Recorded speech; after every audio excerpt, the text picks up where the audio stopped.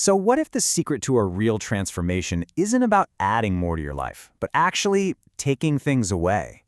Today, we're going to dive into a really powerful and kind of counterintuitive idea called the discipline of removal. All right, let's just start with a hard truth, a really stark number.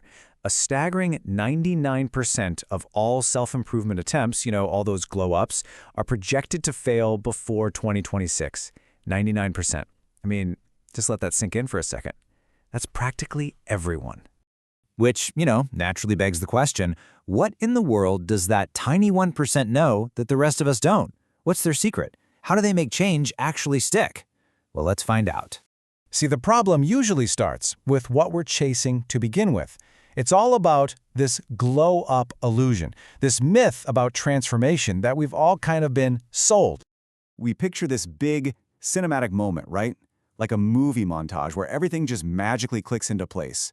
But the reality? Well, it's way less glamorous, but it's also way more effective. It's the slow, steady, and sometimes boring work of removing the very things that are sabotaging our own progress. And this is so important to get. If you've tried to change and it didn't work, it's probably not because there's something wrong with you. It's a strategic mistake. It comes from a really basic misunderstanding of the mechanics of how lasting change actually happens. Okay, so how does change really happen then? Well, it all comes down to understanding the single most powerful force in this equation, time, the great multiplier. Here's the core idea, and it's a big one. Time is not neutral. It's an amplifier. It takes whatever you are doing right now, your habits, your thoughts, your systems, and it just makes them bigger and louder and more permanent over the long run. Think of it like a simple equation. Your habits today, that's your starting number. Time, well, time is just a relentless multiplier on those habits, day in and day out. And the final product? That becomes your undeniable reality in 2026. It's simple, and it's totally unavoidable. And that leads to a pretty direct consequence. If your system today is built on inconsistency, time is just going to multiply that into stagnation.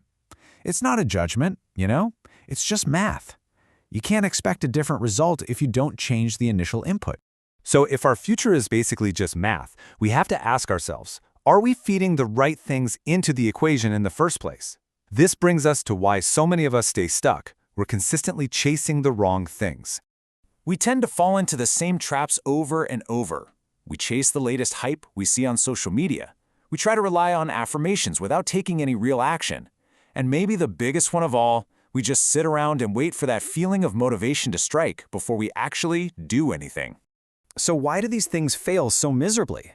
Well, it's because they're all based on feelings and external things that come and go. They are not durable, daily systems. A real system is designed to work especially on the days you don't feel like it. I mean, that's the whole point.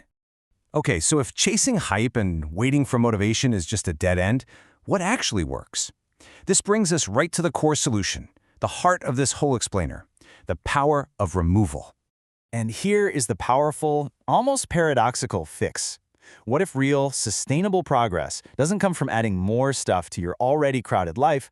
What if it comes from the simple, disciplined practice of taking away the things that are holding you back? So what are we talking about removing? We're talking about things like the excess food that physically drains your energy, the excess stress from doom scrolling or toxic people that just saps your willpower, and all the constant focus-shattering excess noise from our phones and our lives. You see how this just completely reframes everything?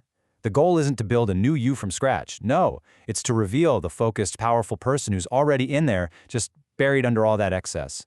You're not building, you're excavating. And to make this whole process actually last, to make it sustainable, we have to completely redefine what the word discipline even means. And believe me, it's probably not what you think. We always think of discipline as this intense, white-knuckled, hardcore effort. But what if real discipline is just the gentle, daily act of removing the friction that makes the right choices feel hard and the wrong choices feel way too easy? It's about consciously shaping your environment so it works for you, not against you. So forget about adding some new, complicated habit to your to-do list. The real question is this: what is the first piece of friction you can remove? What is one small thing you can take away, starting today, to make tomorrow just a little bit easier?